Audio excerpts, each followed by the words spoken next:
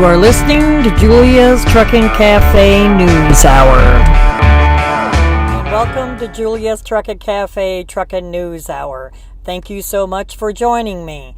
I'm so happy that you're here and that you want to listen to the trucking news. As always, I have lots of news to get to, so let's get right to it.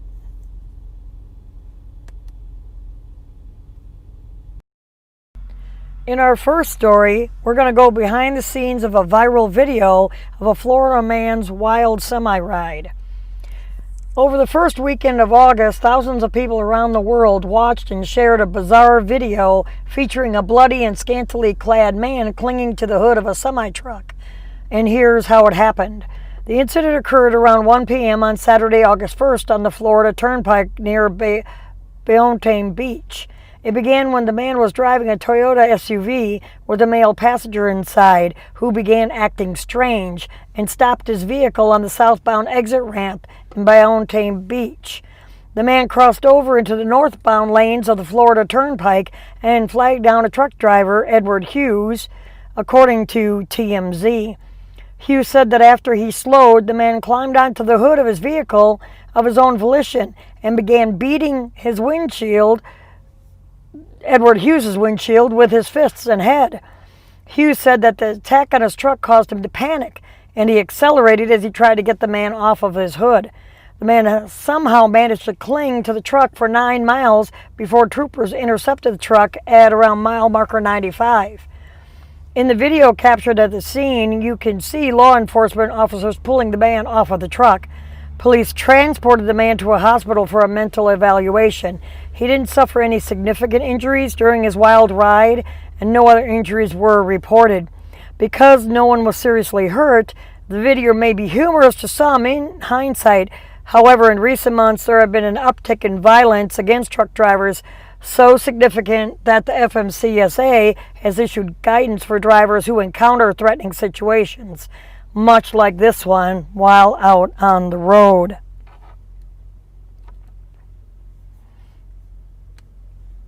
And in this next story, they will not make it, cops warn truckers not to trust their GPS on this road.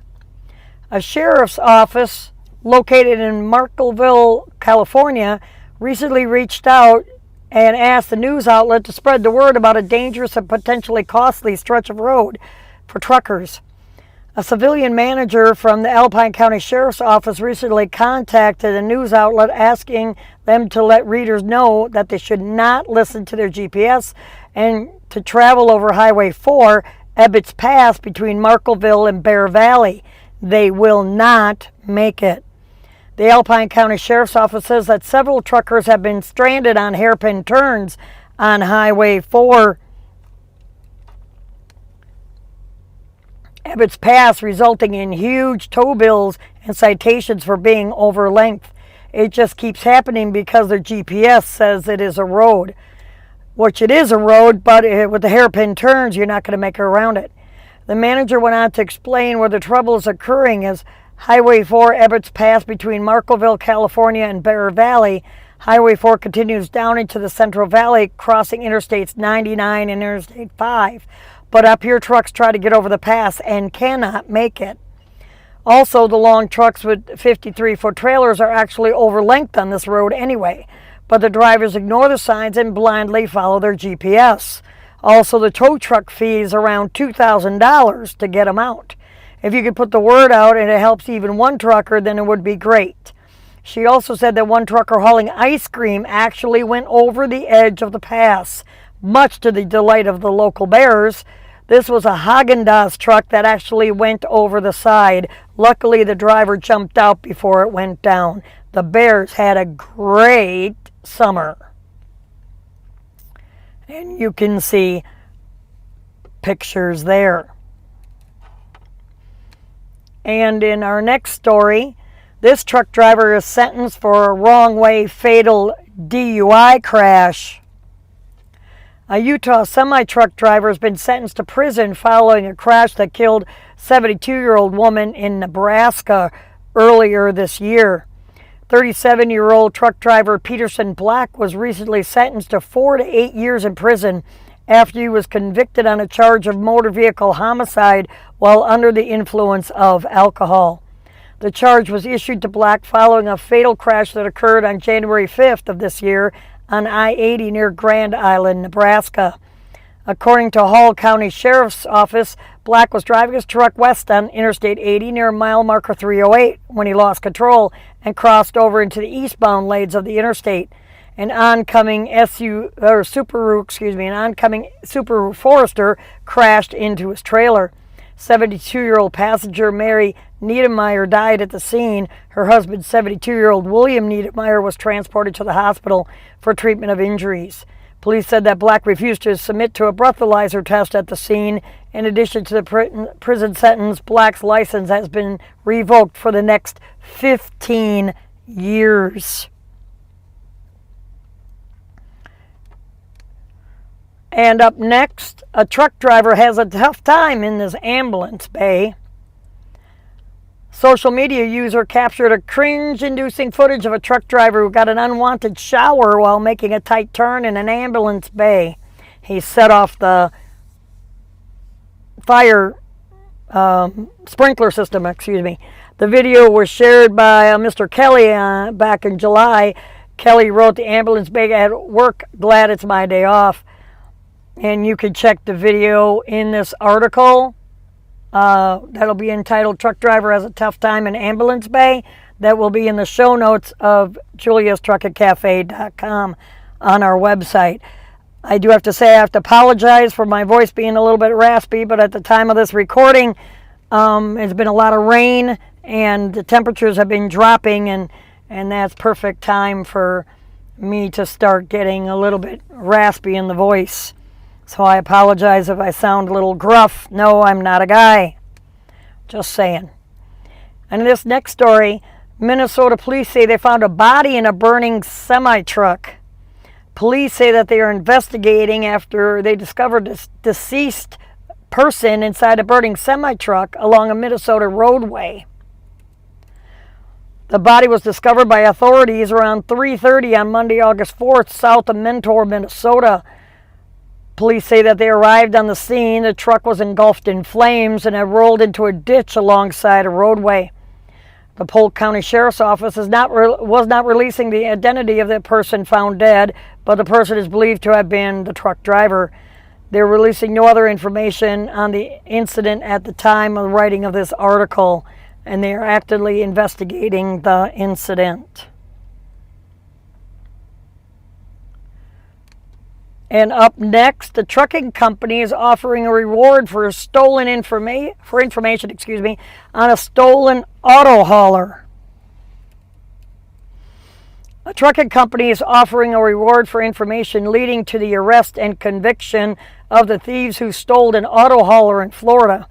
According to a press release, Everfleet LLC announced that the company is offering a $5,000 reward for information leading to the arrest and conviction of people that captured on surveillance video of the theft. The theft occurred in the early morning hours of May 29th of 2020, 4850 Southwest 57th Street in Davie, Florida, where the truck driver parked the vehicle overnight. An onboard dash cam from the truck showed the theft unfold. It showed the thieves arrive in a white four-door Jeep Wrangler. Next, a white semi-truck arrived, and the video showed two men walking around the truck attempting to break in. The suspects were successful in their attempts to break in. Moments later, they drove the stolen truck away. Quote, in the enhanced video images, one suspect is smoking a cigarette while wearing an orange hat and an orange long-sleeve shirt. The second suspect is wearing a black hat and a blue t-shirt.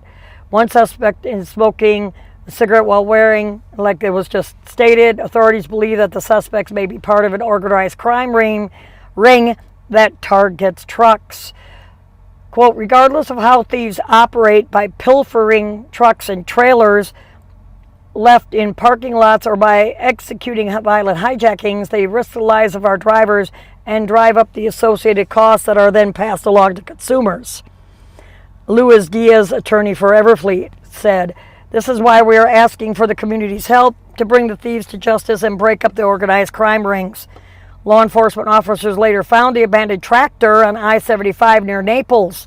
The auto hauler trailer, which was empty at the time, is still missing. Anthony Carmel of Everfleet said organized crime rings target South Florida tractor trailers coming to and from the ports in order to steal the valuable cargo and equipment. In a recent report, the FBI found that nearly 40% of all cargo thefts occurred in parking lots or garages. Nationally, cargo theft accounts between $15 billion and $30 billion in losses annually, and increased by 25% since 2019. Florida currently ranks third in the country for tractor trailer thefts.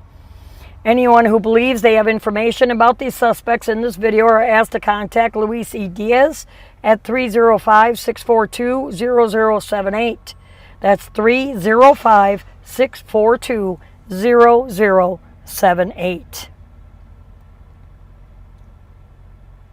And up next, a truck driver is involved in a bizarre truck break-in. A man is in critical condition after a shooting incident involving a truck driver in Tulsa, Oklahoma. Tulsa police investigators say officers got a call around midnight on August 3rd from a trucker who was unloading at Napa Auto Parts near Admiral and Sheridan. The truck driver told police someone was trying to break into his truck. When police arrived at the scene, one person was shot in the chest by a shotgun. The man was rushed to the hospital and was in critical condition. The truck driver was not willing to cooperate or answer police questions. He also refused to let officers search his truck. The driver of this vehicle has requested some legal counsel before he answers any of our questions. Our crime scene is here on location trying to piece it together. We don't exactly know where the crime occurred. We know it's in this general area, Tulsa Police Department captains stated. According to officials, firearms could be seen in the cab of the truck. No one was in custody at the time, and that was a developing story. And in other news, a log truck driver survives a 20-foot drop over Oregon Bridge. Emergency crews responded to the scene after a truck hauling logs crashed off of a bridge in Wilhelmina, Oregon. The driver was heading east on Wilhelmina Creek Bridge around 10:45. According to investigators, the truck went over the north side of the bridge and fell about 20 feet, landing on its wheels. Firefighters said the bridge and truck sustained significant damage. Crews arrived at the scene to place absorbent pads and booms across Wilhelmina Creek to control the fuel and oil spill. The bridge was shut down. The driver was taken to the hospital following the incident. The cause of the accident, why he did what he did, was still under investigation at the time.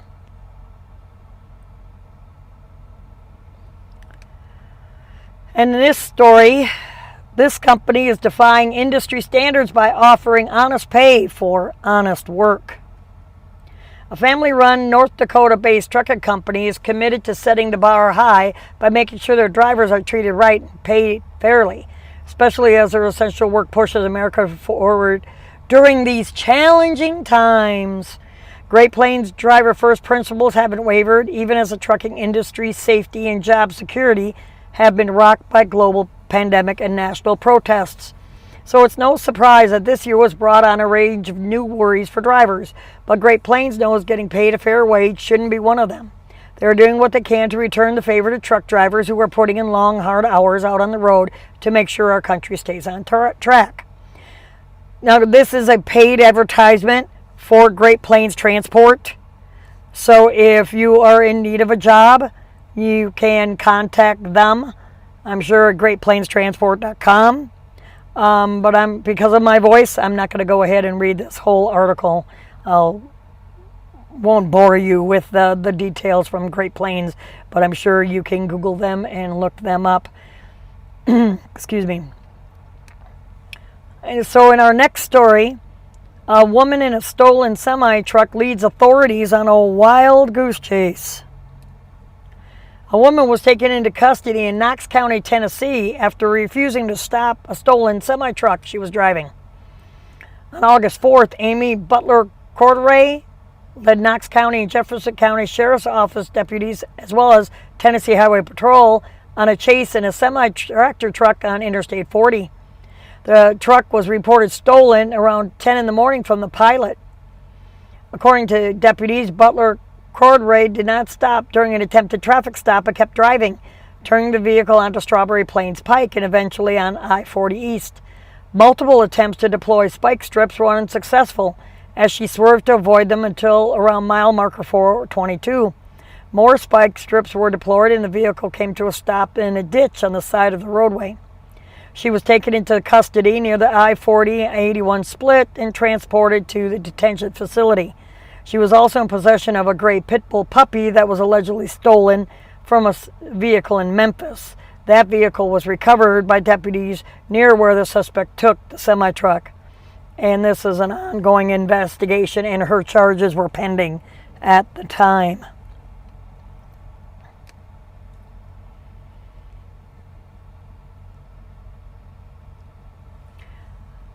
And in other news, a man arrested for setting a semi on fire is also charged for trying to burn a police vehicle. Remember when all the riots and everything were happening back here in August?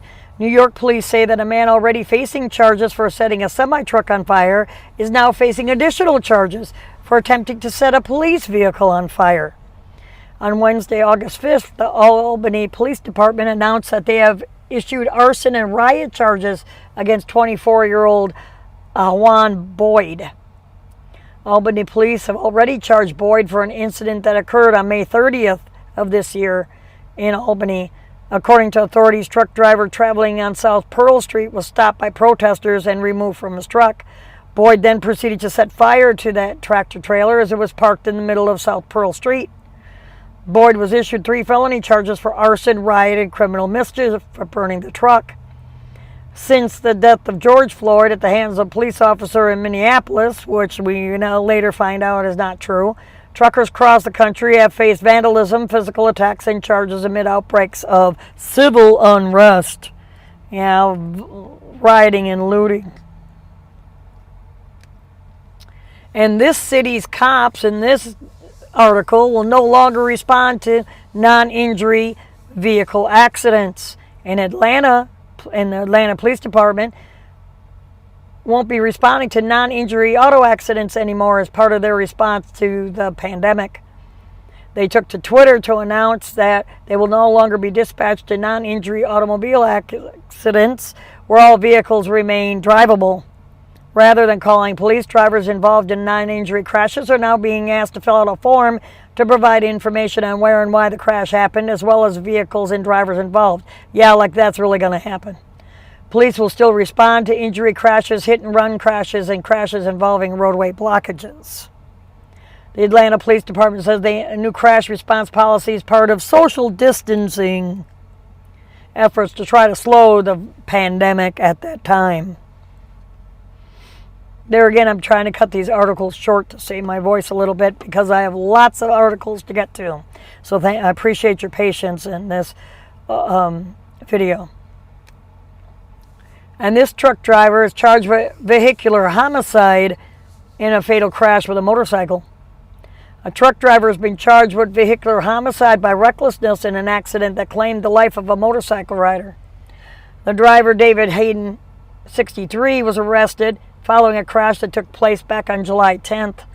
And an investigation revealed that Hayden, who was driving on Briley Parkway in Nashville, Tennessee, missed his exit to Interstate 24.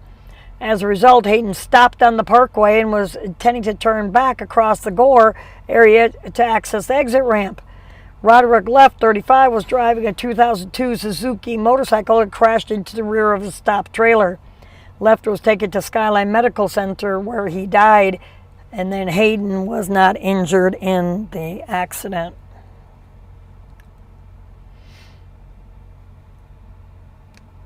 And in other news, 2 people perished in a multi-vehicle pileup that happened in Virginia. Virginia State Police have confirmed that 2 people were killed in a pileup crash involving multiple semi-trucks. The crash occurred around 5:15 p.m. on northbound I-81. at the Pulaski-Wythe County line. And you see a horrendous crash. 2 people end up passing away. In this story, a truck driver faces weapons charges after opening fire on a fellow truck driver. New Jersey State Police say that a semi-truck driver is facing multiple weapons charges after he reportedly fired on another trucker during a road rage incident. That incident occurred just after 11 a.m. on Tuesday, August 4th in Union County, New Jersey. Troopers say that a truck driver called 911 to report that another truck driver had pulled up next to him, brandished a gun, and fired at his trailer as part of a road rage incident while traveling south on the New Jersey Turnpike. 911 caller was able to describe the suspect's vehicle as a tractor-trailer with Tennessee license plates. Troopers were able to locate and stop the truck near mile marker 56. Inside the truck, troopers allegedly found a 9mm handgun, .22 caliber handgun, hollow point bullets, and brass knuckles. The truck driver, later identified as 52-year-old Georgia resident James McLean, was arrested and charged with unlawful possession of a handgun, aggravated assault, possession of hollow point bullets, and possession of brass knuckles. He was arrested and put in the county jail pending a hearing.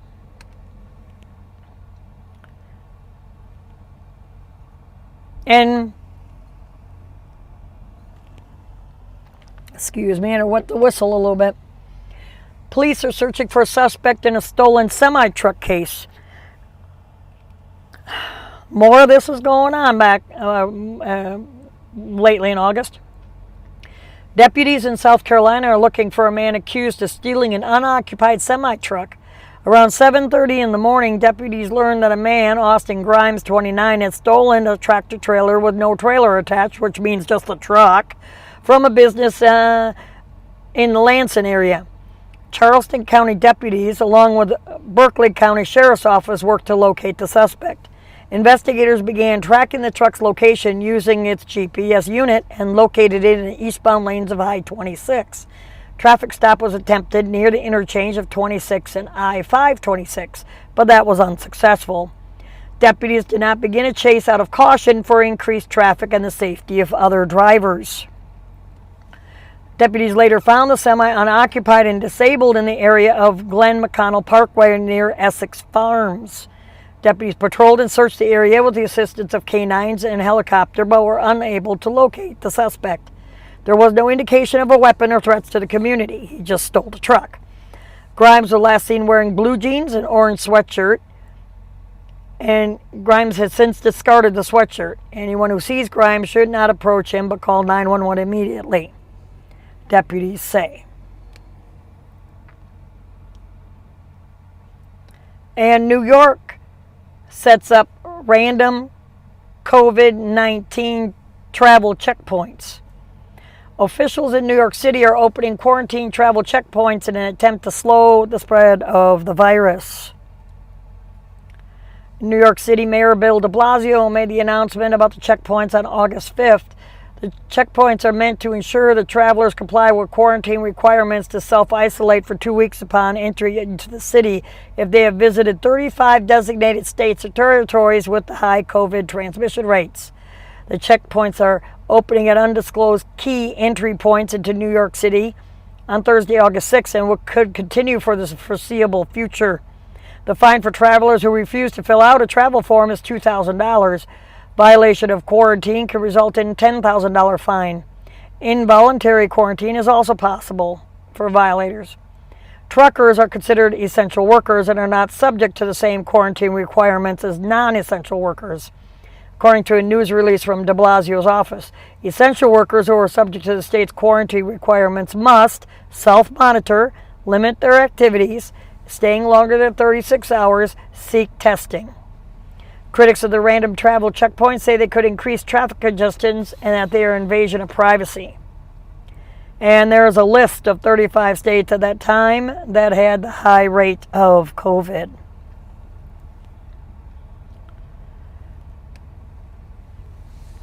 And up next, this video shows a crowd of Good Samaritans rushing to save a driver after his truck jackknifes. A crowd of people stopped to help rescue a truck driver whose truck had jackknifed and crashed on a Maryland highway. The double wiggle wagons crashed into a thick brush on the side of I-495 inner loop on August 4th. A news reporter happened to be driving by when he noticed the crash and stopped. From his Twitter post videos, dozens of people can be seen help clearing brush before the EMS were able to arrive. One man could even be seen using his own chainsaw to extract branches that were trapping the truck. Emergency crews quickly arrived on the scene and worked to free the driver. According to Prince George County Fire EMS Department, the driver was transported to the hospital with non-life-threatening injuries. 3 others involved in the crash were transported to the hospital for evaluation. And hazmat crews worked to clear the fuel spill at the scene. And now let's take a short. Julia's Truck and Cafe is brought to you by My Patriot Supply. As truck drivers, we all know what it's like to be at a shipper's or receiver's and have to wait to be loaded for hours on end. Am I right? Especially produce coolers and paper mills. That's why you need to be prepared with extra food in your truck, especially with the bad weather coming in, like it is over here in Kansas, up in the Dakotas and Minnesota. 90 was shut down, Interstate 94 was shut down, along with 29. What are you going to do if there's no food and a truck stop was without power? That's why you need to stay prepared with My Patriot Supply. Now it's not what you're thinking. My Patriot Supply is delicious emergency food. They have food kits that are good up to 25 years. They come in a slimline tote that you can easily store in your food pantry or under your bunk. I could speak from experience. After living through Hurricane Katrina, we were without power for 10 days, me, my mother, son, and I. If it weren't for the MREs that were flown into us, we wouldn't have any food. There was 4 60-foot pine trees that broke in half during that storm and crossed my driveway and landlocked me in. That's when My Patriot Supply would have come in handy. If I knew then what I know now about My Patriot Supply, I definitely have some of this food stockpiled in my pantry. Now, for a limited time, you could get a 1-week supply of food in a handy and neat-looking ammo can, like you see here, for just $39. Look at all that food you get. It's a week's worth of breakfast, lunch, and dinners, just for $39. How do you get it? Where do you go, do you ask? Well, I'll tell you. Just go to my website at juliastruckandcafe.com, click on the Emergency Food Supply tab, scroll down and click on any of the images to find out more information and get yours today. They even offer gluten-free food for under $100. Winter weather is here. What would you do if the interstate was shut down, just like I was talking about? You need to get My Patriot Supply and get it today. Welcome back to Julia's Truck and Cafe. In our next story, a ringleader admits to scheming to stage at least 40 semi-truck crashes in New Orleans. A New Orleans man pled guilty in federal court on charges connected to conspiring to stage multiple crashes with semi-trucks to defraud trucking and insurance companies. 48-year-old Damien LeBaude pled guilty to conspiracy to commit wire fraud in the U.S. District Court, Eastern District of Louisiana. 6 other people admitted to participating in the scheme with LeBaude and entered guilty pleas earlier this year. Quote, today LeBaude admitted to acting as the driver or slammer in both the June 6, 2017 and June 12, 2017 stage automobile accidents alleged in the superseding indictment. As the, quote, slammer, LeBaude intentionally caused the collisions with the 18-wheeler tractor trailers. After the incident, LeBaude immediately exited the vehicles in which he had staged the accidents and fled the scene with the help of a co-defendant who was acting as a spotter driver of a getaway car. LeBaude's co-defendants received a total of LeBaude's co-defendants received a total of $43,000 as a result of the fraudulent lawsuits that were filed on their behalf for the June 6th to June 12th incidents, prosecutors wrote. According to court documents, the most common method LeBeau used to intentionally cause an accident was to wait until a semi was making a turn or changing lanes, and then to speed up to cause a crash on the truck driver's blind side or passenger side. Authorities say that the guilty plea, LeBeau admitted to staging at least 40 semi-truck crashes as a part of an agreement with an unnamed lawyer. Per their agreement, after each staged accident, LeBeau would connect the passengers in the staged accidents with the attorney, and the attorney would represent them in conjunction with the accident. The attorney would then pay LeBeau $1,000 for every passenger that was involved in an accident with a semi. The attorney would either pay LeBeau in advance or would pay him for the accidents soon after they were staged. The attorney knew that LeBeau was staging the accidents, and the two would often discuss the accidents either in person or over the phone through calls or text messages. LeBeau now faces up to 5 years in federal prison, followed by 3 years of probation and a fine of $250,000. The Federal Bureau of Investigation and Louisiana State Police assisted in this investigation of this scheme. And up next, a statewide speeding crackdown going on in August. State and local enforcement in New York were taking part in a high visibility enforcement campaign. At behest of New York Governor Andrew Cuomo, New York State Police were teaming up with local police to increase patrols from August 6th through the 12th throughout the state. The purpose of the enforcement blitz is to curb preventable crashes caused by unsafe speeding. Cuomo's office says that fatal crashes in New York caused by unsafe speed increased during the summer months, with the highest totals in June through September. Not just because this happened back in August doesn't mean they're not going to have surprise ones, later on in the year. Back to the article. The speeding enforcement effort will be paired with a public service announcement campaign called No Excuses to highlight the dangers of speeding. And now, in this article, truck drivers are still accidentally being caught in the protests.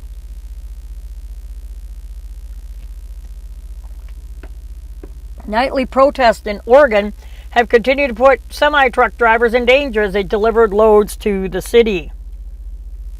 Portland has experienced almost 70 consecutive nights when this was reported, a protest in the wake of the Mr. Floyd's death and Black Lives Matter movement. In many cases, protesters have lined busy streets which block access to trucks and trying to make deliveries.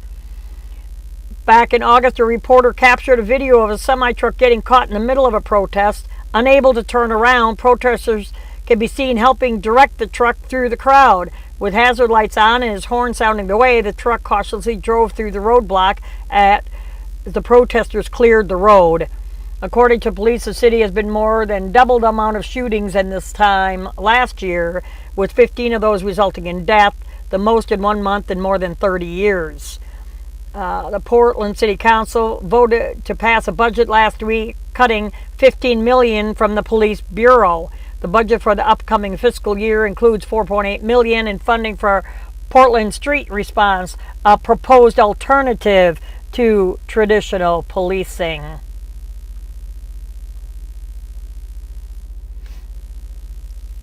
And in this story, agents find 53 illegal immigrants inside a refrigerated trailer.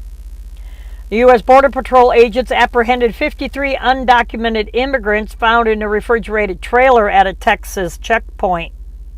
The incident occurred during the evening of August 5th when a tractor hauling a trailer approached I-35 checkpoint north of Laredo.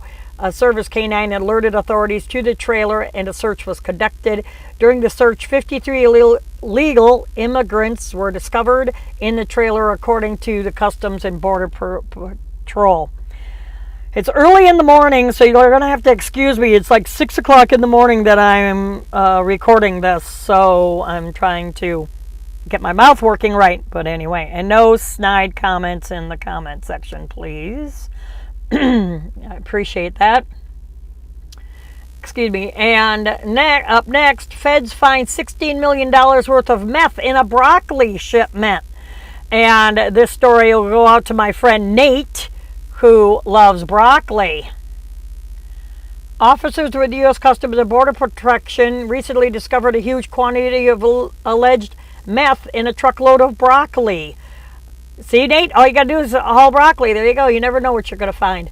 The drug bust occurred on August 3rd at the Pharr Reynosa International Bridge Cargo Facility in Pharr, Texas. Border Patrol says that a 51-year-old Mexican citizen was driving a semi loaded with fresh produce through the facility when he was referred for a secondary inspection. If you're going to be hauling produce out of Mexico into Texas and all the southern border states, you're going to get inspected. Plain and simple. I don't know what the hell the cartel's thinking, but you know, guys, you're going to get inspected. But they say that for every one truck that's busted, like, you know, hundreds more get through. So, you know, it's an ongoing battle. Anyway, back to the story. Using a non-intrusive imaging radar, or I'm sorry, X-ray, not radar, X-ray, officers detect packages of drugs hidden in the trailer. Border Patrol says that officers ultimately seized 1,561 packages of meth, alleged meth, that weighed 804.69 pounds. The estimated street value of this drugs is $16,094,000. Border Patrol also seized the truck and the trailer, of course, and arrested the driver. And up next, this inspection leads to a driver's arrest on a felony child sex abuse charge. The Wyoming State Patrol says that they were able to arrest a suspect on a serious felony charge due to the officer's recent Truckers Against Trafficking training. The arrest occurred on June 18th following a truck inspection at the Colorado Port of Entry. During the inspection, Officer Angel, who had recently completed Truckers Against Trafficking training course, noticed several indicators of human trafficking. The truck driver allowed Angel to speak with a female traveling in the truck and learned that the woman was younger than him by nearly 30 years.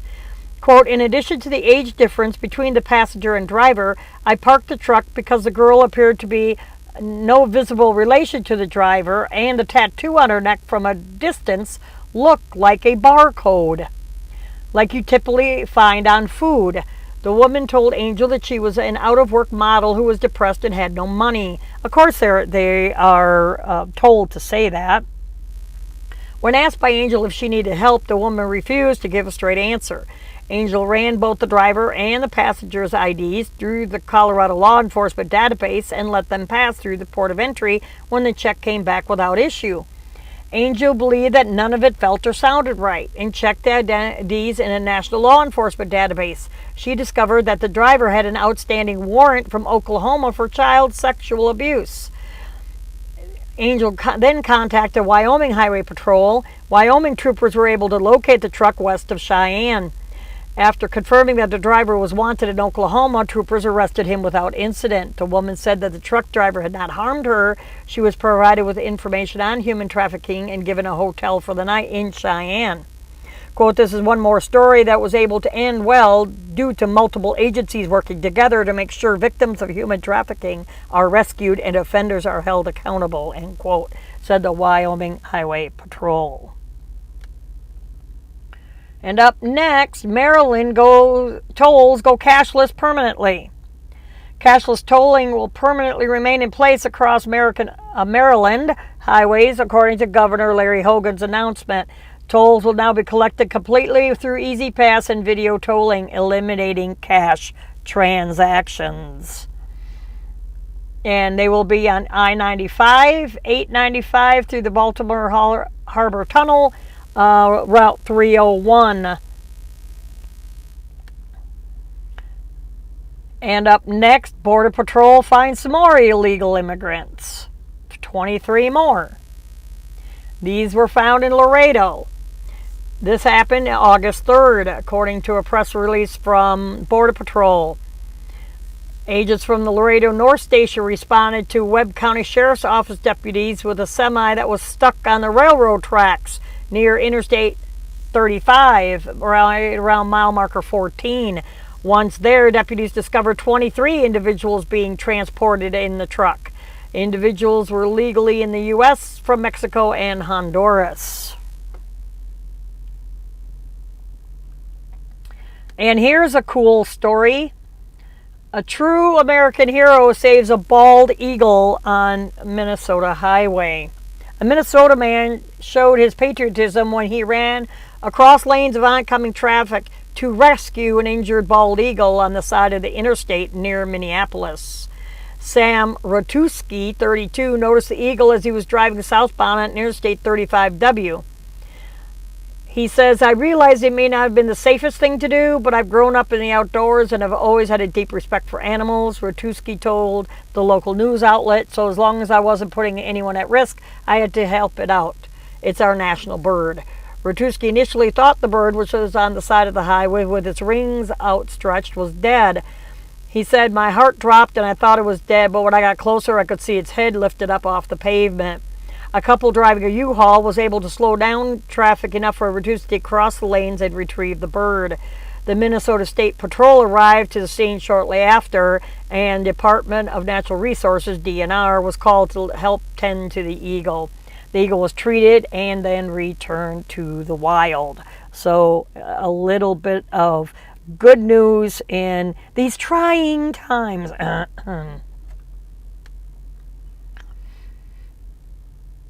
And this Indiana town is trying to hike fines for truckers that don't use its designated routes. Truck drivers in Crawfordsville, Indiana could face steep fines for deviating off of designated routes in town. A proposal sent to the City Council Traffic, Parking, and Safety Committee would increase the fine from $100 to $2,500 per violation. The proposal is an effort to send a message to drivers who have damaged property in town. Residents in the west side neighborhoods of Crawfordsville repeatedly experience damaged yards and sidewalks from trucks attempting to turn around on side streets, which is stupid move. Turn around in the middle of a damn intersection, not on a side street. Quote, we started to pick up enforcement and tell you that the penalty is not a real deterrent for the trucking companies. Councilman Mike Reedy, a West Side resident, suggested posting the fine on no truck signs to warn drivers. Drivers could face these hefty fines, but the designated routes they're supposed to use may not even be included in GPS systems. I was told that part of the problem is that GPS takes them that way unless they have the sophisticated trucker GPS, which takes them down truck routes. Always use a truck GPS. I've said it almost every single week.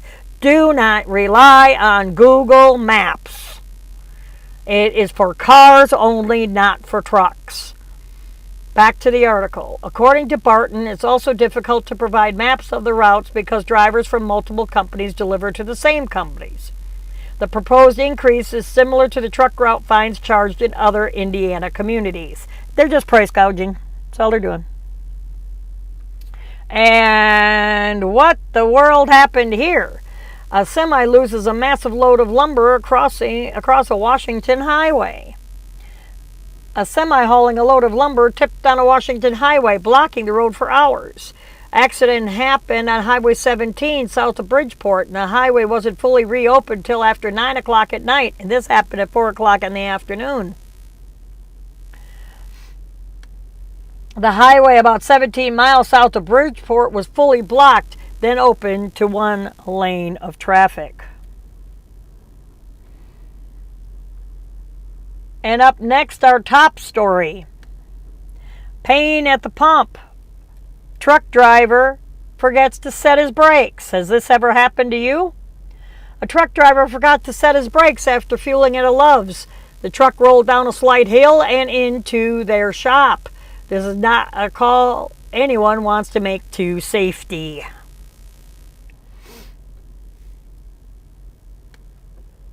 And the Postal Service truck driver was shot and killed on the side of the road in Mississippi.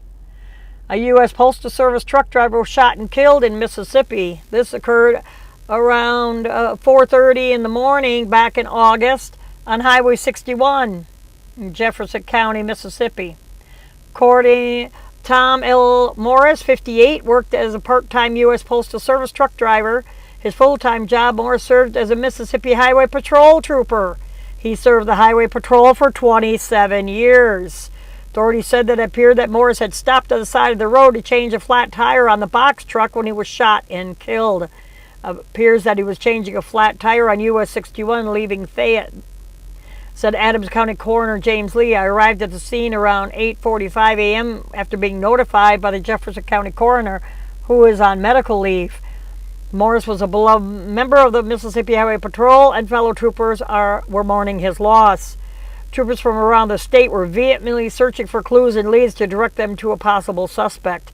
The state crime lab sent a team of forensic experts to work the crime scene, Lee said. This is a sad day, not only for law enforcement, but for family and friends of Lieutenant Morris. Our deepest condolences to Lieutenant Morris's family.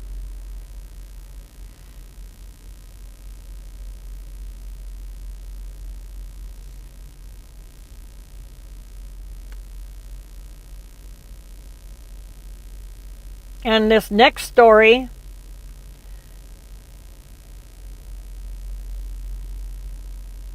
a trucker using catfishing plot leads to police to a suspected child predator. Arkansas police were investigating an alleged child predator following an undercover operation by Truckers Against Predators. The group of volunteers founded by Anthony Green creates fake social media profiles online, posing as children in order to attract and expose potential child predators. According to a local news outlet, Green interacted with the suspect online, pretending to be a 12-year-old girl. Green claims to have received sexually explicit photos from the suspect, who believed he was communicating with a child. The unnamed suspect then made plans to meet up with the supposed minor in Arkansas, but was met by Green and a team of Greenland officers. Upon seeing the officers, the man attempted to make a run for it. And trust me, this is a big old boy. He didn't run very far, but was quickly caught by police who questioned him. During the questioning, the suspect would not admit to sending explicit photos or his plans to meet up with the minor, and so was not arrested. Green provided the officers with records of the messages and photos, but the investigation is still ongoing. Greenland police are working to obtain enough information for an arrest warrant. The suspect's identity has not been released. They're trying to build a very strong case because we do not want him to slip through the cracks. They try to build trust with these children. Then they meet up with them. They say the most horrific things you could possibly imagine. All of the major applications, Snapchat, anything you could think of are dangerous. TikTok is another good one. You know, oh, I'm on TikTok. Okay, and your point. It doesn't impress me in the least. Anyways, on to the next one. Roads were shut down in Chicago after widespread civil unrest. Authorities in Chicago responded to overnight violence and looting by shutting down some bridges and roadways. Yeah, they picked them up in the air, as you can see here in this photo, to prevent access to the downtown area. This happened August 10th. Widespread unrest and looting have even been reported after officer-involved shooting that took place the previous day. 2 other people were shot. More than 100 people were arrested. 13 police officers were hurt in the early morning hours as crowds broke store windows and stole items.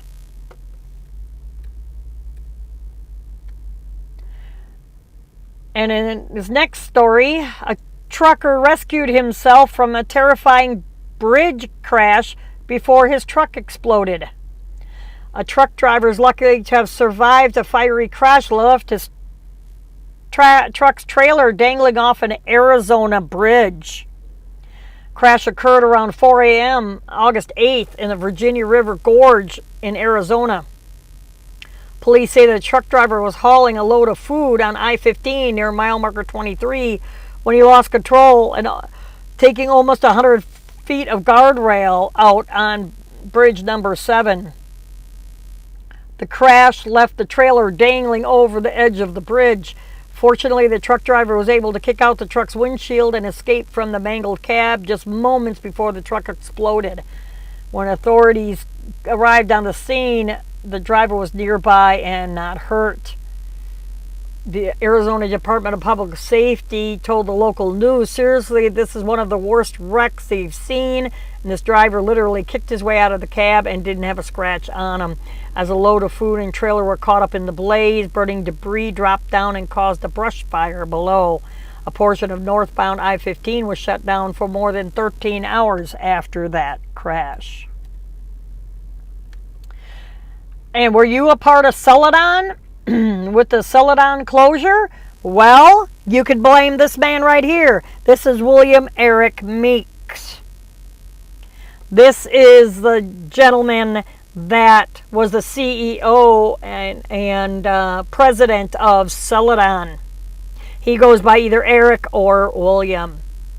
And get this, he asked the federal judge for a request for a Mexican vacation. Who the hell do you think you are? Excuse me. You left people stranded over Christmas and went out of business and cooked the books and everything else, and you want to take a Mexican vacation for your birthday? Kudos to the judge for not denying your request. So in the article, it states, former president and chief operating officer faces multiple fraud charges and is currently awaiting trial, but that didn't stop him from asking a federal judge permission to take a vacation to Playa del Carmen for his 40th birthday. Of course, the judge denied his vacation request. And a little background story, he served as Celadon's president and COO until April 2017. This is where he wanted to go on vacation. Meek and former Celadon chief financial officer Bobby Peevler were both charged with multiple counts of fraud in December 2019. The DOJ called the fraud a complex securities and accounting fraud scheme. Meek, along with the former CEO, were criminally charged in December with multiple counts of fraud in what the DOJ described as a time that's what it was already said. Not long after Celadon filed for bankruptcy, the bankruptcy was the largest in the trucking industry, leaving 4,000 people jobless. But Mr. Meek, do you care? No, you don't care. You want to take, this is how cold-hearted this jackass is. He wants to turn around and take a Mexican vacay. While he's awaiting trial, he had to have court approval for traveling outside the Southern District of Indiana. On July 30th, 2020, his attorney filed for court permission to allow him to travel to an adult-only resort in Playa del Carmen, south of Cancun, between September 3rd and the 9th to celebrate his 40th birthday with his wife and friends. I don't frickin' think so. The court finds that Mr. Meek request international travel is not advisable. Yeah, he's a flight risk. Jackass. Anyways, on to other news. I'm about done with that turkey.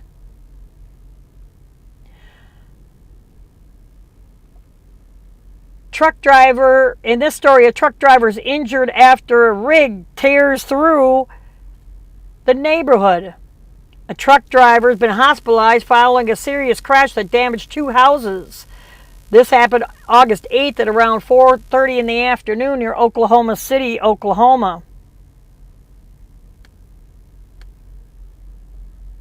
According to the local news outlet, truck was traveling southbound near 36th Street and the Kilpatrick Turnpike when it suddenly left the roadway, struck a 2-story. Hold on one second.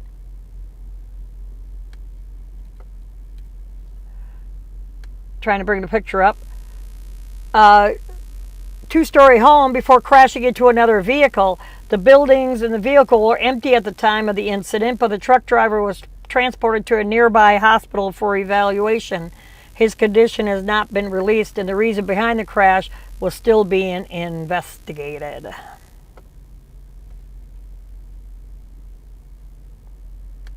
And finally, truckers take a beating during a severe storm. The Iowa Department of Transportation says that multiple roads were impassable after a severe storm passed through the central part. According to Iowa DOT, if you can see in the background of this picture, that truck is blown over and it's in a parking lot. Just blew it right over.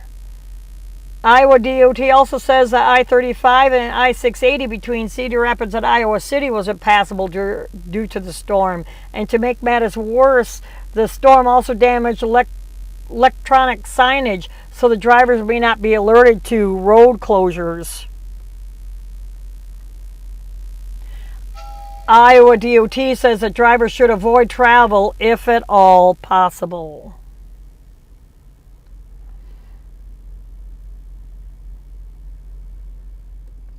I greatly appreciate each and every one of you who tune in to listen to me each week here on the cafe. If you wouldn't mind, please subscribe using the link below, or on CloutHub, please subscribe at the top of the page. I greatly appreciate each and every one of you tuning in. As I said, please, if you wouldn't mind, stop in if you're on Facebook and give us a like on Facebook. Also join our discussion group at Julia's Truckin' Cafe Regulars. And if you wouldn't mind, subscribing to our newsletter at juliastruckatcafe.com/newsletter. So thank you so much for tuning in, and until next time.